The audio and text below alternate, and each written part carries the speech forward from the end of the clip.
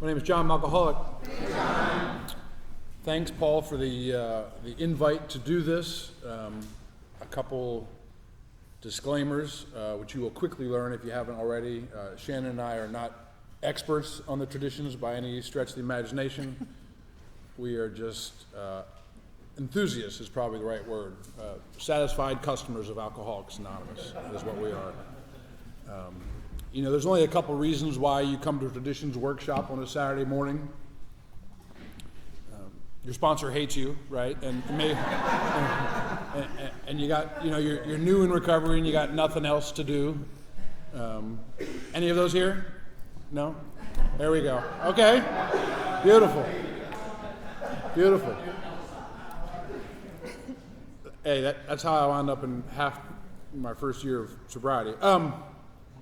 And the other reason is that you've had a somewhat of a deep, effective experience in Alcoholics Anonymous that you really can't explain. I mean, we can explain it, right? The 12 steps, but you really can't explain it, but that your life depends upon that, and that opportunity continues, and obviously the hope for that opportunity to continue for those that come after us and our kids and our grandkids, and so that's another reason why we end up in these tradition meetings. And so I'm very excited to be here. I'm excited you guys are here.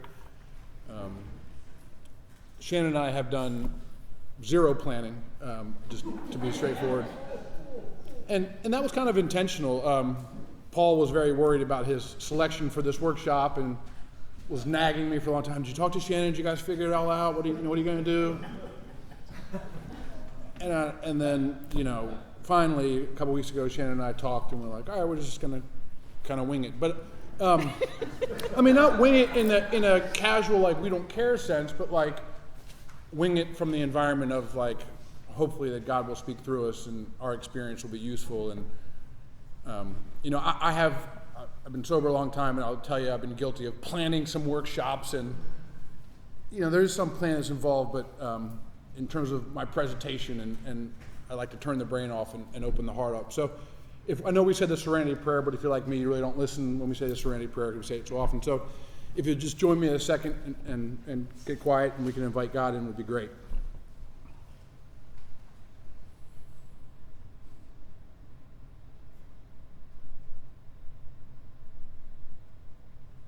God, please help me set aside everything I think I know about my disease, my recovery, these traditions, and especially you. Please open my heart for a new experience with my disease, my recovery, these traditions, and you.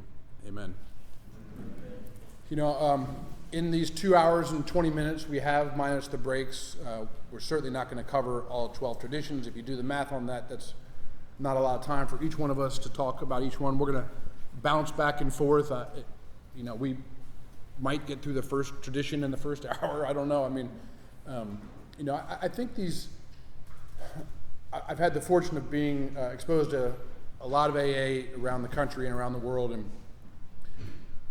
and there are some people that have this kind of school of thought, and Shannon might be one of them, and I don't mean anything critical by them, but some people have this idea that, I work the 12 steps and I work the 12 traditions, and that's just not been my experience.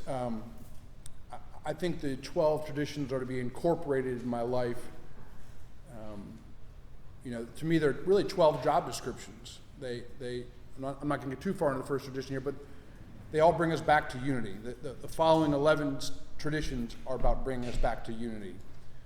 Just like the first 11 steps sort of, obviously on the basic level, to keep us sober, the next 11 traditions after the first one are to keep us unified, because without each other, we're dead. I don't know about you guys, but God speaks to me in 90 degrees, and so when I'm not unified with you guys, I miss it, right? I'll never know what message I'm going to miss. So, as I said, Shannon's a lot closer to an expert than I am. I've done a lot of these with my wife, and we've talked about traditions and relationships and incorporating those in our relationships. And so I'm going to talk from a lot of those perspectives. And if my sponsee Bill will turn off his cell phone, that would be great.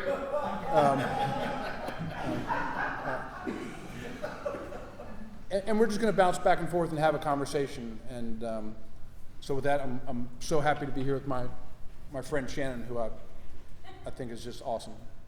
Oh, right back at you. Yeah. Well, thank you. Hey, everybody, I'm Shannon. I'm an alcoholic. Hey, Shannon. Yeah, and I just love the traditions. So I'm so grateful to be asked anywhere right today, but especially to be talking about the traditions. Just makes me so happy.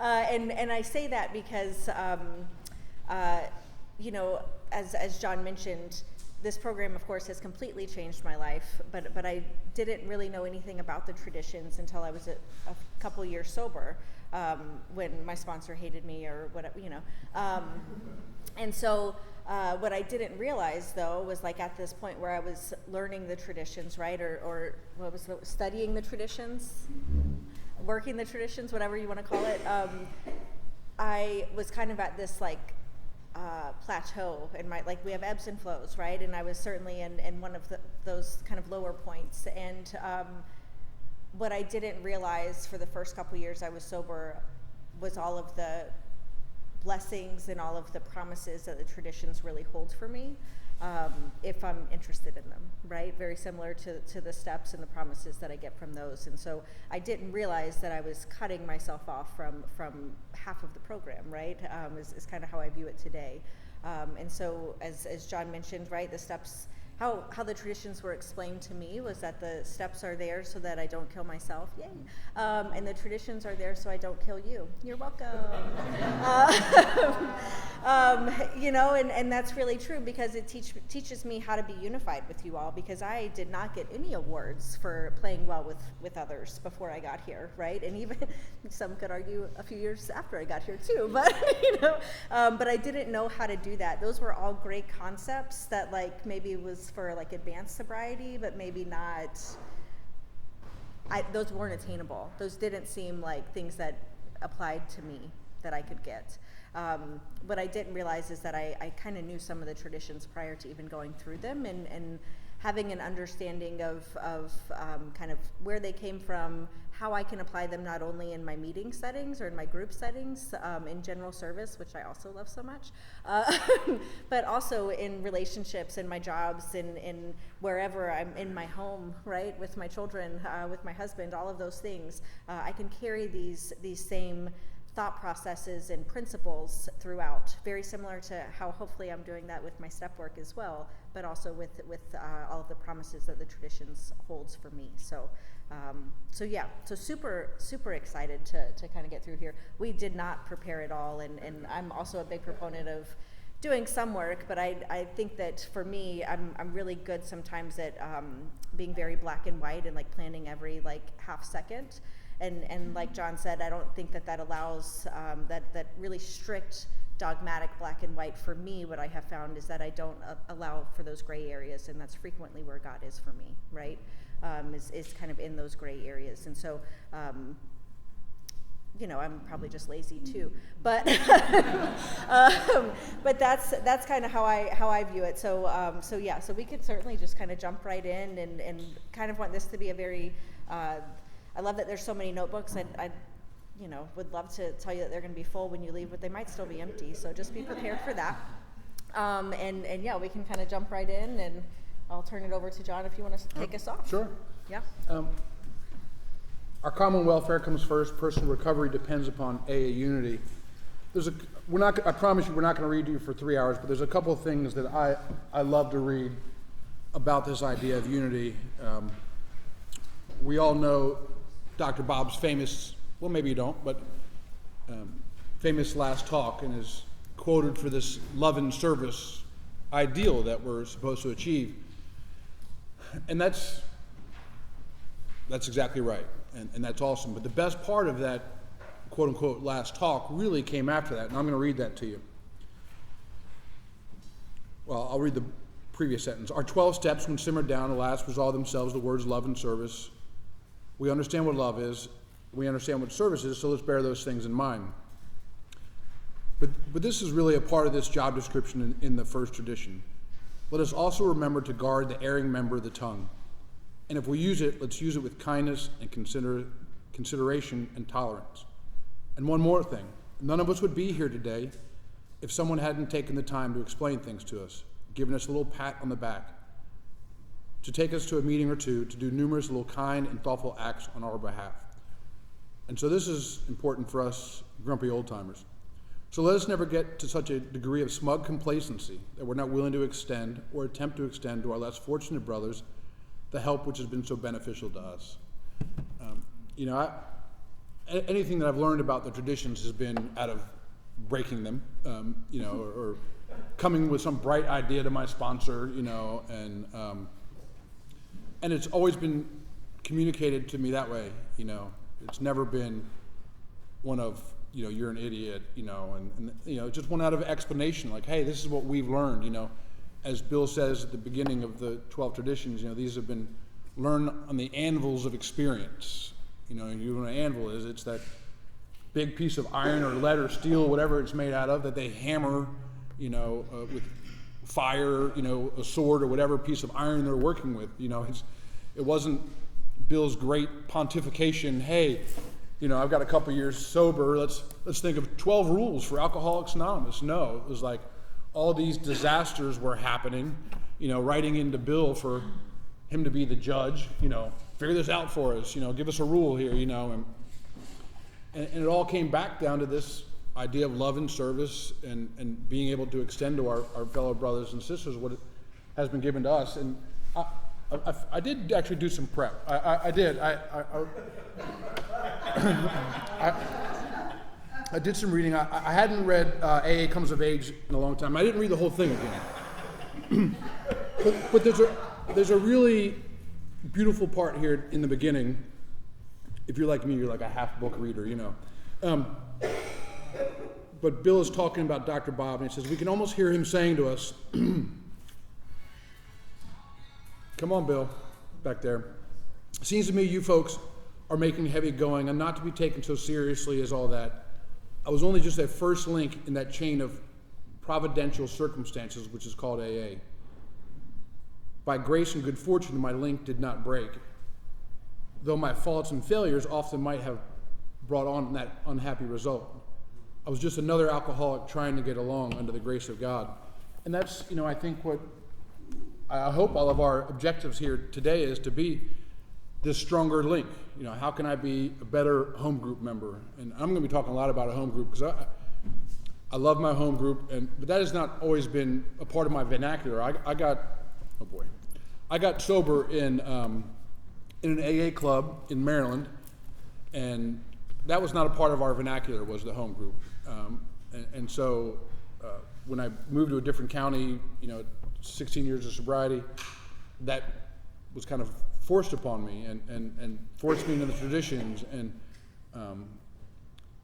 I think like we all have this really large responsibility to learn what's going on in here. In terms of tradition one, and how this applies in my life. Well, I want to say one more thing before I start going. It's like, I found these really hard to kind of implement in my life until I really had a deep and effective experience in the steps, right? Like to incorporate these traditions in my life, whether it's work or romance relationship or in my home group, I had to surrender the need to be right. I had to surrender the need to be powerful, and I had to surrender the need to be effective. And often when I talk about that in terms of 6 and 7, but for me, like those are the prerequisites for incorporating these traditions. If, I know not in this spiritually advanced group, but if you've come here today, like as an AA policeman or AA policewoman, like trying to, get the real goods on your group so you can go back and fix them, or go to this other group that you went to that is really definitely doing it wrong and you want to correct them, I think you might be disappointed. For me, this idea of unity, and we talk a lot about fellowship in here, but for me it's much deeper than that. What I've had to experience in Alcoholics Anonymous is really a kinship. I have to have this, and Bill talks with the analogy of, having the shared experience of a ship liner that is wrecked, but after you're brought to safety, that kind of dissipates, but what we need to have in here can't dissipate it. It has to go much longer. And if I haven't worked the steps and had this experience, it's going to be very tough for me to be unified, because I'm going to be full of resentment and full of guilt, shame, and remorse and all the other things. And so, for me, those were three big requirements. How I've incorporated this in my family life, and I've also incorporated it in my business life. I started a number of businesses that range from absolute failures to just mediocre, kind of like stumbled along. And then I started a business with really these 12 traditions in mind, and I was gonna do my best to incorporate them in our daily practices, and that business thrived, tremendously. And in terms of unity, it became, what was the good of the business, not what was the good of the business owner. And in my family, it seems so obvious, but every time that, I work with a lot of guys, and I've had this experience as well, but when a leader of the family, whether it be the husband or the wife, right, you both trade off those, or, the two wives or the two husbands, whatever, there's no statement there. The two partners that are leading this family, when one of them does not put the group first, the family unit first, it almost always eventually fails, unless there's some course correction halfway through. And that was the case in my life. Not many of you have heard my story, but I had a really tough second surrender in recovery at 18 years, just full of self-rule run riot, and put myself first in so many areas of my life that it just infected all the other areas. And we crashed and burned collectively because of me, and that's really been just a lifeline for us, is what's the good of the group, and for a long time we were in this AA area. Like, many people didn't know my wife and I were married, because we didn't go to meetings together. I had a job where I could go at noon and she went at night, and we didn't really start doing AA things together until the kids were much older. But we've taken on this philosophy that our home is an AA home, right? That everything is God's, and I'm going to talk more about that later. But I have to put the family unit first, because I in my group I can't be separated from the herd, and in the family unit I can't be separated from the herd. That when you hear about people with some time going back out or crashing and burning their lives, it's because they've been separated from the herd. Whether by ego or guilt or shame, and really, for me, there's nothing more satisfying now, and I didn't know it, but than being transparent with my brothers and sisters. As Bill says later in the traditions, we are brothers in our defects. We are not here as a collective group of saints. Thanks. I am not a saint. So I love tradition one, and I think one of the stories that I love to tell about tradition one, when this kind of really hit me, right, and I really understood what this was trying to tell me, when my sweet husband and I were dating. My husband's very smart, he's very smart, right? He watches Jeopardy and knows the answers, or knows the questions, I guess, whatever, right? I'm your girl when it's anything medical or Harry Potter, yes, let's go, That's my strong suit, I'm aware. But so we were watching Jeopardy together one day when we were still dating, and he, this answer came up, and I knew it, it was a random whatever, and I just knew it. And so he said what is whatever, and I was like, nope, it's what is whatever. And I ended up being right. And so I was just, as the adult, I was like, nan and boo boo, stick your head in doo doo, right? Booyah, I'm so smart. And he just looks at me after I'm clearly winning, and he just looks at me and he goes, Shannon, why can't we be on the same team? And that thought had never crossed my mind. Had never crossed my mind, right? In my relationship, in my immediate family, in AA, and with my sponsors, with the women that I sponsored, like that had never crossed my mind that we potentially were on the same team. And that changed this for me, right? That changed this for me. In AA, I like to think that we're all on the same team. I think we have different ways of going about it, right? I've heard different stories of like, yeah, we're all like a bicycle wheel and we come from these different spokes, but we're all going to the same center, right? Like, yeah, that's great. We're all on the same wheel though, right? Like, I think that's the important part for me to remember, because I don't know if you're like me, but I disagree sometimes with people, right?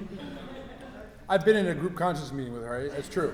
It's true. At times. And that's okay, right? Like we need that in Alcoholics Anonymous. We all have different perspectives and they all need to be heard. We need all the voices at the table so that we can figure out what is the best way forward, right?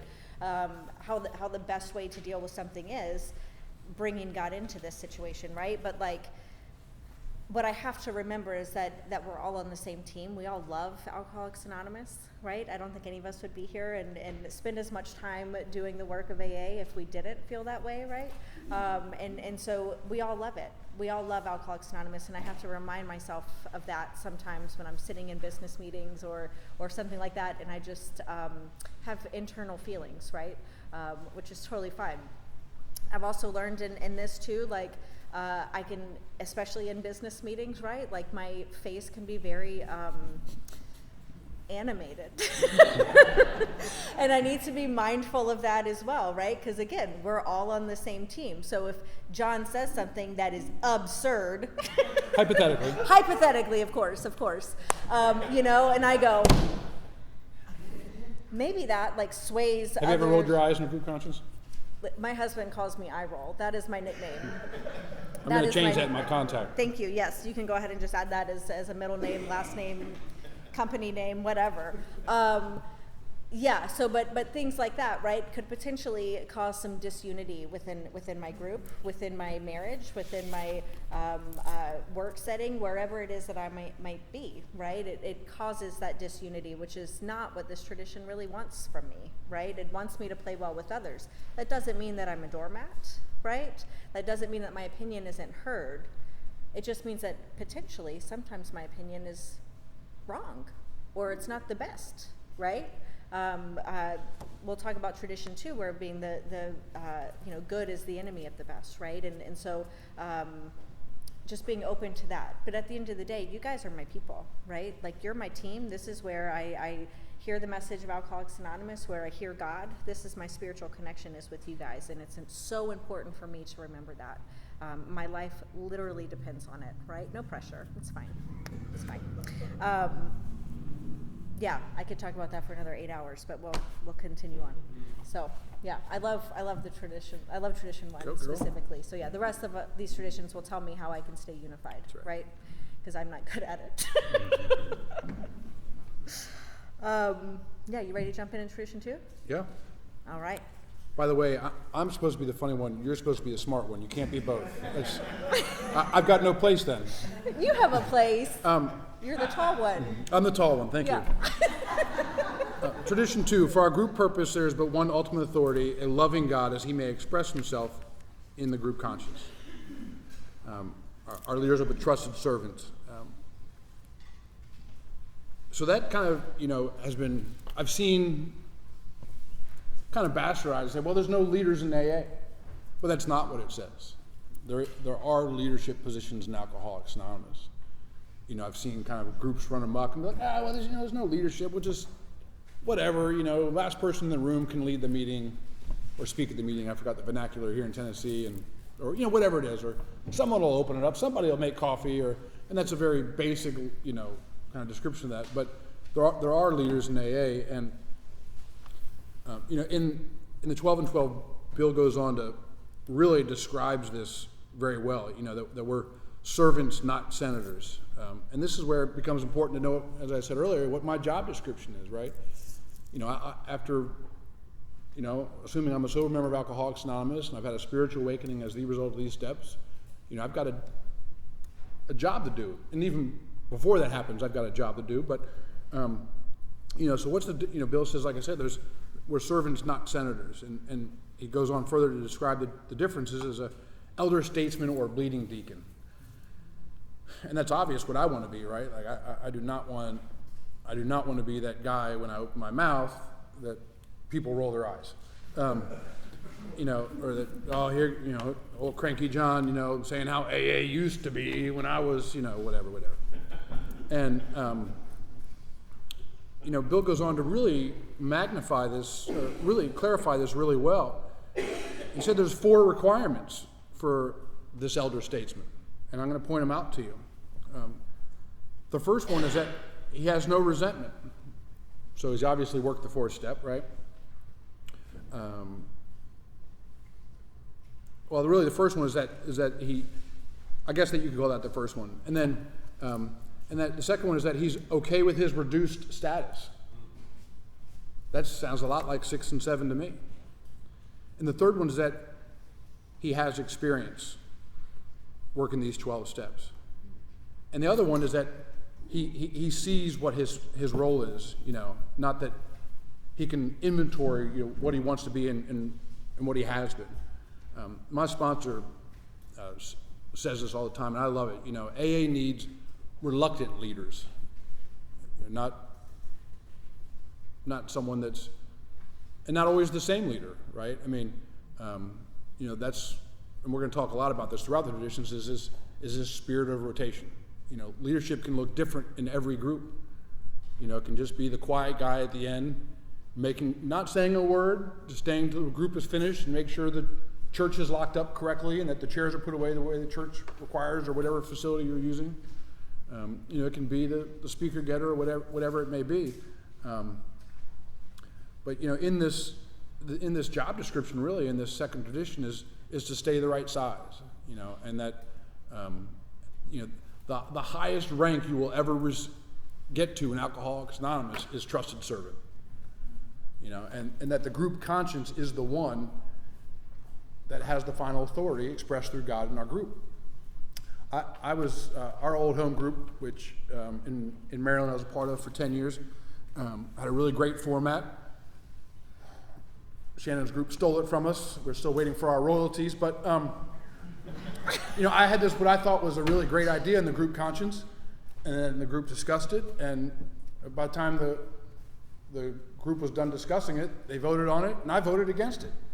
And my sponsor's like, what the hell, this was your idea? And I was like, well, after hearing it, I think it's a really bad idea. And, but like, my job is to go along with it, right? I mean, the group has decided, and I got to tell you, I have failed on this level. Like, Alcoholics Anonymous has made some decisions about our literature that I have not agreed with. And for a couple of meetings, I was guilty of not participating with those, And I, the first time I thought it was funny, and the second time I drove home and I really felt like what is wrong with you, right? And, I have to trust that God expressing himself through the collective group is a whole lot smarter than myself. I mean, it's only worked for, what's the number now, 80-something, 8 years? I can't do my math in my head. But, so, and not just, picking up my marbles and leaving because the group decides something I don't agree with, but spiritually staying present and still being a part of the group and a productive member of the group. It's one thing to pout in the back corner, So, tradition 2 for you. Thanks. I love pouting in the back corner, though. I know. It's so fun. So yeah, I love tradition 2, and certainly love what you spoke about as well, right? That there's no real there's no AA police, right? And trust me, I check the job boards frequently on AA.org, and that has not been a position that has ever been available. I would be really good at it. I am happy to send you my resume, but that is just not what we do in Alcoholics Anonymous, right? That's not to say that we don't have leaders and that we don't have a loose structure, right? We have all of those things. We have a general service structure, right? And we can make it as like adult and rigid as we want. I choose not to.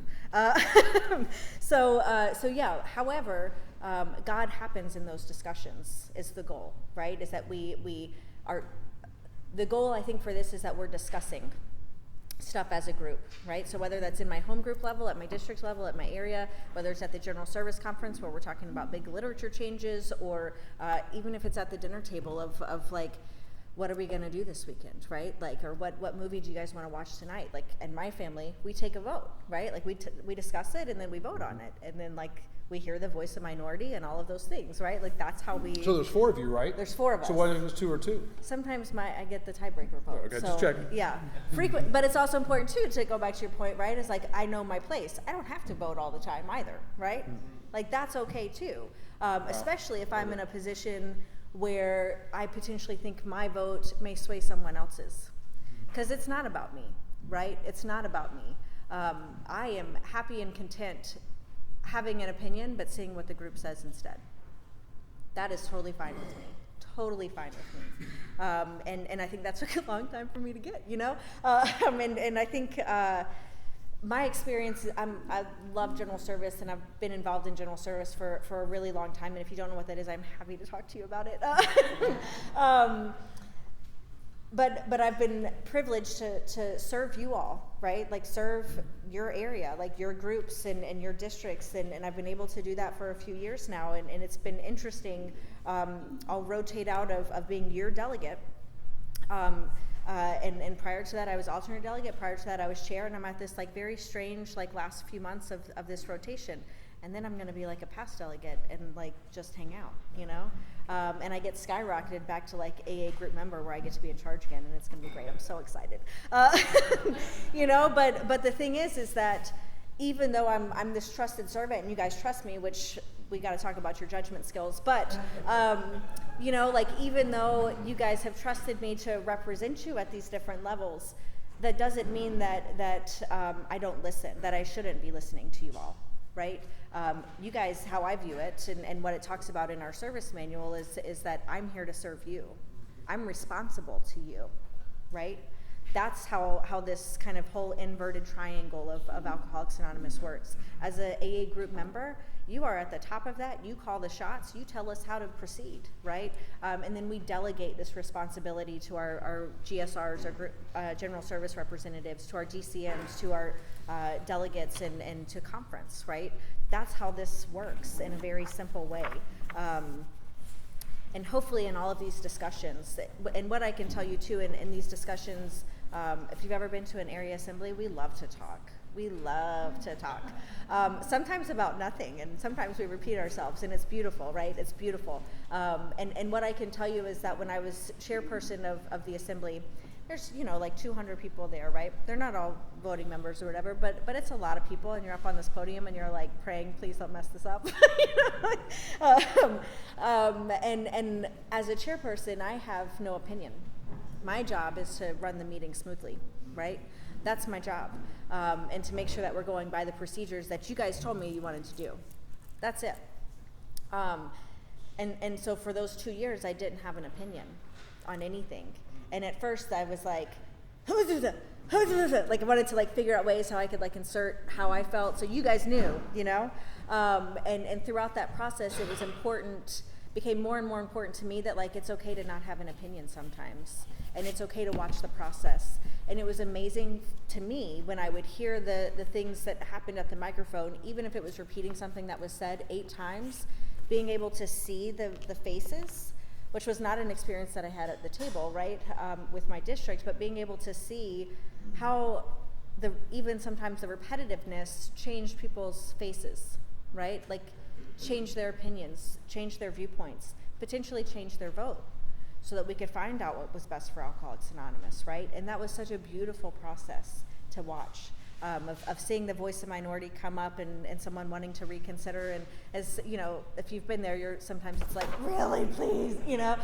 But seeing that in action, seeing our 36 principles in action, right? Our steps, traditions, and concepts all in action like that is it was remarkable to me. And that's really when I was like, oh, it's okay for me not to have an opinion all the time. Like, the group's got it without me. AA has gone on well before I was even alive.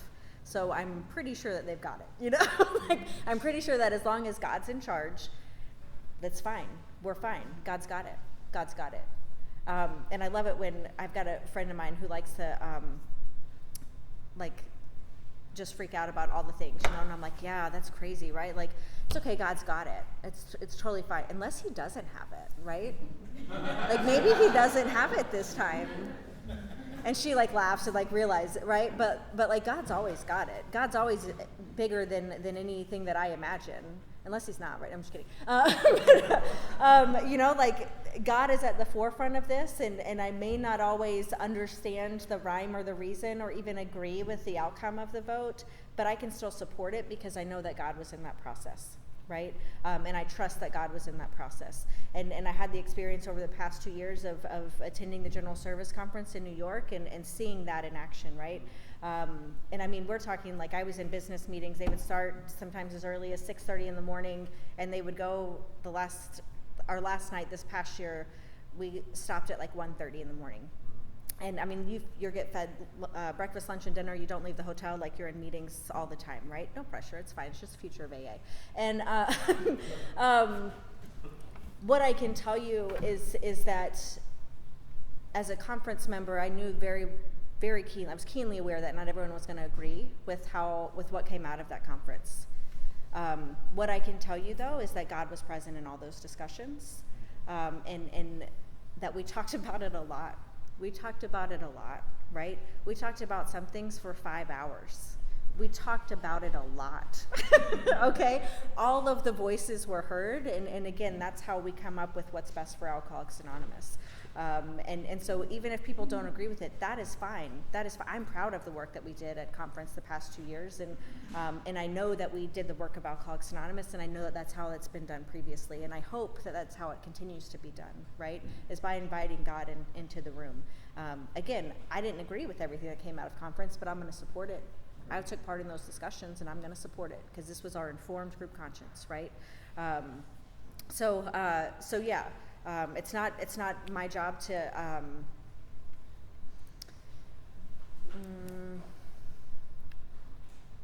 it's not necessarily my job to go against the group conscience, right? And I think I see that in Alcoholics Anonymous sometimes, as you know, and I saw this a lot after this year's conference too, right? It was like some people were very upset with how things occurred. And I would love to have that conversation with you, right? As your trusted servant, I'm here to serve you. So like, let's have that conversation. Let's have those tough conversations, and I'll tell you exactly what my thoughts and feelings were. And that's hopefully what I did in the post-conference reports, right? And let's talk about it. I love this idea too of the elder statesman and bleeding deacon. I hope to God that I don't hemorrhage out on everyone, you know? I know there was a time in my sobriety where I certainly did that, right? But I truly hope that what you read about the 4 things to be an elder statesman, that's like goals right there for me. All goals, right? Because that also means that I've got to like put my ego away. I've got to put my pride away. Like God can hold on to that. He's big enough, right? So hopefully I can shed all of that to hear what you all have to say, to hear what God has to say. And then I always have to say this too whenever I talk about tradition too. So whenever you're in AA trivia, this always comes up, so I'm just going to spoil this for you forever, right? It's always asked, what is the tradition that's shorter in the long form than it is in the short form? It's always tradition too, okay? So you guys can take that with you. If you learn nothing today, AA trivia, you'll get it right every time, tradition too, okay? The longer form is shorter. I don't know why. Probably just Bill being like, you paid attention? You know? So yeah. Yeah, so I think that's all for tradition. I'm sure I could talk about it longer, but I won't. We have 5 minutes. You want to start on 3? Yeah, you want to? Go ahead. Okay, great. Yeah, I love it. So tradition 3, the only requirement for AA membership is a desire to stop drinking. That's all that's required of me. I feel like I hear this tradition talked about a lot sometimes as a way to keep people out of Alcoholics Anonymous, right? But what I hear when I actually read the essay that accompanies it is, how can we get as many people in Alcoholics Anonymous as we can, right? We are a fellowship that needs to continue to grow, right? Like, we all sit around and hear the same stories all the time. Like, I'm good. I've heard, you know, my home group members. I saw you, Roy. I saw that look right there. You said it. what? It's wild.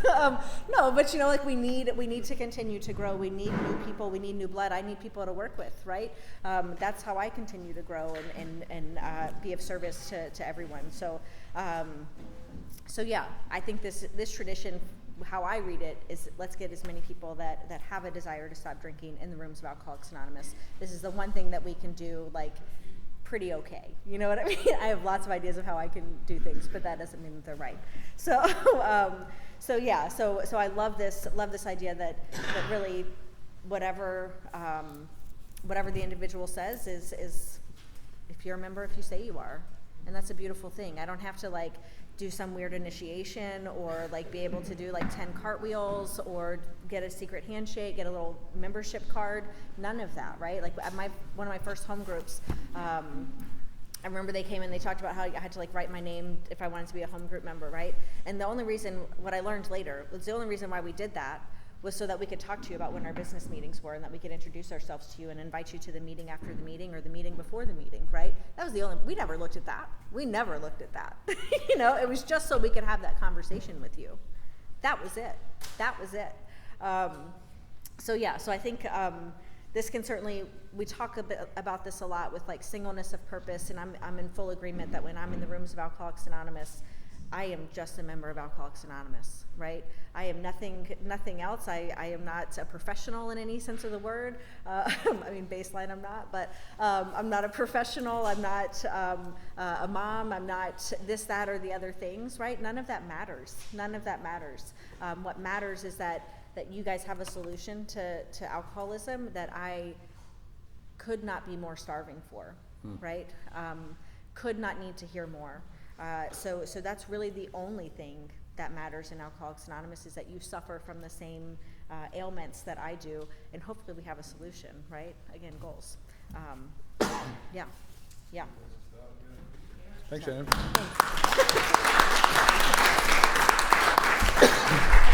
just had a coughing attack.